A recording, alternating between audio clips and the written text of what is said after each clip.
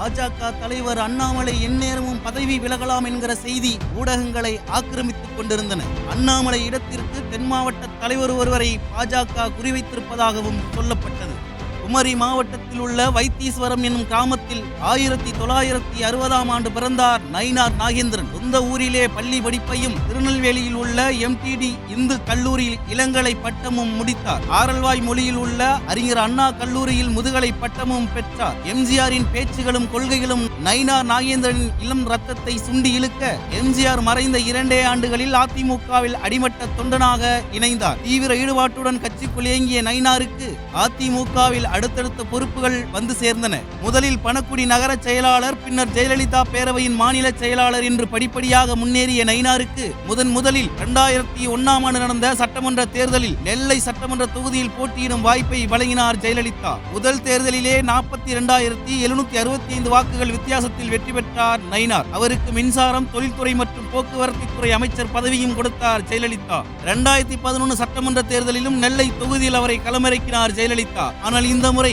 அவருக்கு அமைச்சரவையில் இடம் கிடைக்கவில்லை. 2016ஆம் ஆண்டு சட்டமன்ற தேர்தலில் மீண்டும் நெல்லை தொகுதியில் போட்டியிட்ட நயினார் தோல்வியை தழுவினார். இந்த நேரத்தில்தான் ஜெயலலிதாவின் மரணமும் அதிமுகவில் ஏற்பட்ட உட்கட்சி குழப்பமும் சோர்வை கொடுத்தன. முக்கிய புள்ளிகள் எல்லோரும் சசிகலா அணி, EPS அணி என தாவிக் கொண்டிருக்க நயினார் மட்டும் கட்சி விட்டு கட்சி தாவி பாஜகவில் ஐக்கியமானார். அவர் இந்து மத பக்தி இந்துத்துவ பக்தியாக உருவெடுத்தது. ஆண்டாள் பற்றி பேசிய வைரமுத்துவின் நாக்கிற்கு 10 கோடி ரூபாய் விளைவித்தார். இதனால் அவரது முகம் மீண்டும் டைம்லைட்டுக்கு வந்தது. 2021இல் அமைந்த அதிமுக பாஜக கூட்டணியில் மீண்டும் நெல்லையில் களமிறங்கியவர் 23,107 வாக்குகள் வித்தியாசத்தில் வெற்றி பெற்று தமிழ்நாடு சட்டப்பேரவைக்குள் பாஜகவின் உறுப்பினராக நுழைந்தார். சீனியர் என்ற முறையில் அவருக்கு பாஜக சட்டப்பேரவை குழு தலைவர் பதவியை வழங்கியது. 2024 மக்களவை தேர்தலில் நெல்லை தொகுதியில் போட்டியிடும் வாய்ப்பு நயினார் நாகேந்திரனுக்கு வந்து சேர்ந்தது. இருப்பினும் சொந்த கட்சிக்குள் எதிர்ப்புகளையும் மீறி வாய்ப்புகளை தட்டி பறித்தவரை நெல்லை தொகுதி மீண்டும் கைவிட சட்டமன்ற உறுப்பினராகவே பணியை தொடர்ந்து வருகிறார். இந்த நிலையில்தான் 2026ஆம் ஆண்டு சட்டமன்ற தேர்தலுக்காக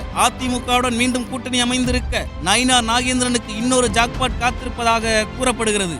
எம்ஜிஆரின் ரசிகர், ஜெயலலிதாவின் தீவிர விசுவாசி என அறியப்பட்டு வந்த நயினார் நாகேந்திரன் தமிழக பாஜகவின் தலைவராகி இருக்கிறார். அதிமுகவில் இருந்து பாஜகவுக்கு சென்ற 8 ஆண்டுகளில் அதன் மாநில தலைவர் பதவி அவருக்கு வழங்கப்பட்டுள்ளது.